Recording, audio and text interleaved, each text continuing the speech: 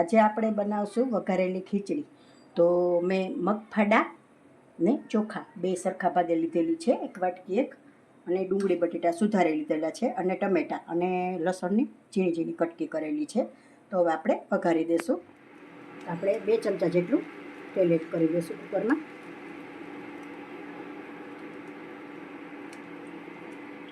તેલ આપણું સારી રીતે થઈ ગયું છે, તો આપણે થોડું જીરું એડ કરી દઈશું.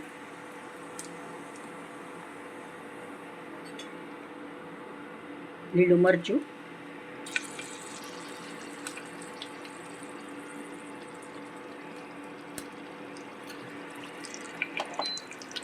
ટમેટું છે અને લસણ.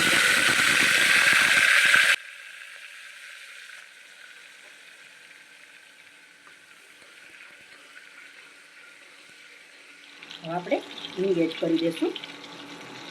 બટેટાનો ડુંગળીનો બેનો વઘાર મારી દઈશું. 1 ચમચી હળદર એડ કરી દઈશું.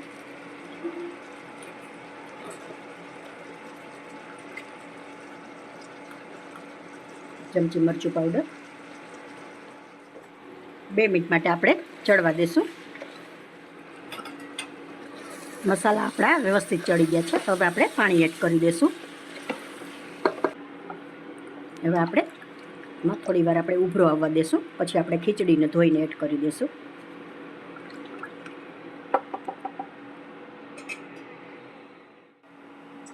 પાણી આપણું સારી રીતે ઉકળી ગયું છે, તો હવે આપણે ખીચડીને ધોઈ લીધી છે, તો હવે આપણે એડ કરી દઈશું.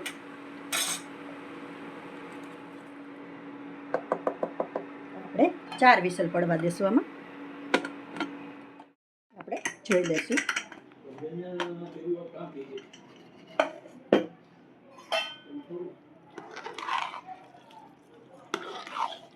મસ્ત ઢીલી ઢીલી થઈ છે ખીચડી. હવે આપણે સર્વ કરી લઈશું.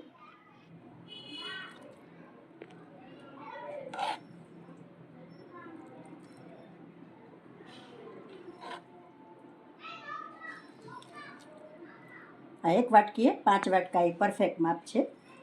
તમારે આથી ઢીલું રાખવું હોય તો થોડું પાણી વધારે રાખવાનું. તો જો મિત્રો, તૈયાર છે આપણી વઘારેલી ખીચડી. તો જો તમને મારી રેસીપી પસંદ આવી હોય કરશો, કોમેન્ટ કરશો, તમારા મિત્રોમાં શેર કરશો. ને એકવાર તમે આ રેસીપીથી બનાવીને જરૂરથી ટ્રાય કરશો.